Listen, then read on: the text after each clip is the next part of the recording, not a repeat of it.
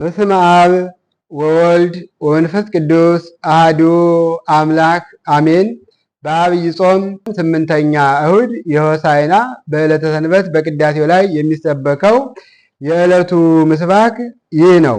እምአፈ ደቂቅ ወሕፃናት አስተዳሎከ ስብሐተ በእንተ ጸላኢ ከመ ትንስቶ ለጸላኢ ወለገፋኢ። እምአፈ ደቂቅ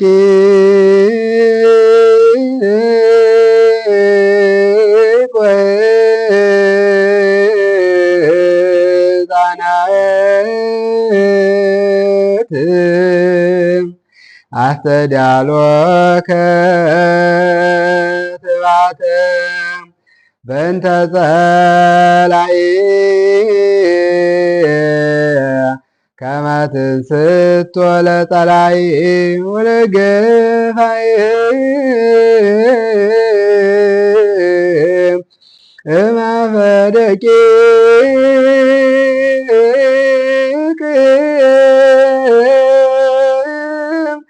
ወሕፃናት አስተዳሎከ ስብሐተ በእንተ ጸላኢ ከመ ትንስቶ ለጸላኢ ወለገፋኢ።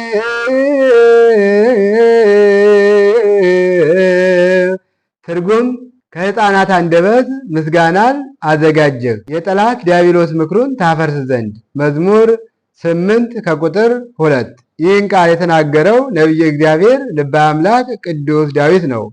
ቅዱስ ዳዊት ጌታችን መድኃኒታችን ኢየሱስ ክርስቶስ ሰው ሆኖ ወደዚህ ዓለም በሚመጣበት ጊዜ የሚያደርገውን ድርጊት መንፈስ ቅዱስ ለነቢዩ ለቅዱስ ዳዊት ገልጾለት የተናገረው ቃል ነው። ቅዱስ ዳዊት እውነተኛ ነቢይ ስለነበር በትንቢት መነጽር የራቀውን አቅርቦ የረቀቀውን አጉልቶ የተናገረው ነው። በሆሳዕና ዕለት ፍጻሜውንም አግኝቷል። ይህንንም ለማስታወስ ይህንንም ለማዘከር መምህራነ ቤተ ክርስቲያን ሊቃውንተ ቤተ ክርስቲያን በቅዳሴው ላይ ምስባክ ሆኖ በገባሬ ሰናዩ ዲያቆን የዕለተ ሆሳዕና በገባሬ ሰናዩ ዲያቆን አማካይነት ከወንጌል በፊት በዜማ ይሰበካል ማለት ነው። ቅዱስ ዳዊት እምአፈ ደቂቅ ወሕፃናት አስተዳሎከ ስብሐተ ከሕፃናት አንደበት ምስጋናን አዘጋጀ፣ ምስጋናን ተቀበልህ። በእኒህ አንደበት ተመሰገን፣ በሕፃናት አንደበት ተመሰገን። ሕፃናት የሚላቸው የ40 የ80 ደቂቅ የሚላቸው የዓመት የ2 ዓመት ናቸውና አመስግኑ ይብሏቸው እጓለ ርግብ ዘውገ ማዕነቅ ይዘው ሆሳዕና በአርያም እያሉ አመስግነውታል። ሆሳዕና በአርያም እያሉ አመስግነውታል።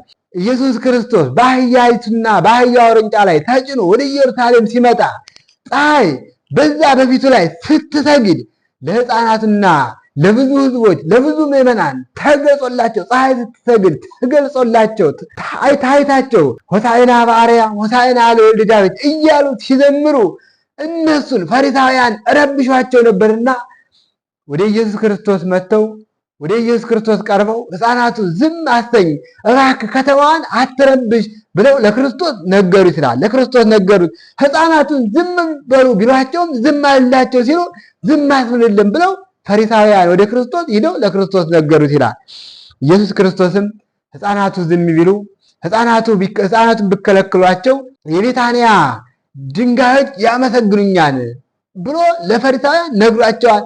ምሁራን የሚባሉት ፈሪሳውያን ከማመስገን ወደኋላ ሲሉ ማመስገን ሲያቅታቸው የኢየሱስ ክርስቶስን አምላክነቱን መረዳት ሲያቅታቸው በዛ በኢየሩሳሌም በዕለተ ሆሳዕና ለሕፃናት እግዚአብሔር አምላክ ለሕፃናት ተገልጾላቸው የኢየሱስ ክርስቶስ አምላክነት ለሕፃናት ተገልጾላቸው ሆሳዕና በአርያም ሆሳዕና ለወልደ ዳዊት እያሉ በአንድነት ሕፃናት አመስግነዋልና እምአፈ ደቂቅ ወሕፃናት አስተዳሎከ ስብሐተ ብሎ አስቀድሞ ቅዱስ ዳዊት በትንቢት የተናገረው በዕለተ ሆሳዕና ተፈጽሟል ማለት ነውና ለሕፃናት ምስጢርን የገለጸ ለሕፃናት የተገለጸ ለእኛም ምስጢሩን እንዲገልጽልን ለእኛም በረድኤቱ እንዳይለየን የአምላካችን የልዑል እግዚአብሔር ቸርነቱ የእናታችን ድንግል ማርያም አማላጅነቱ አይለየን። ይቆየን።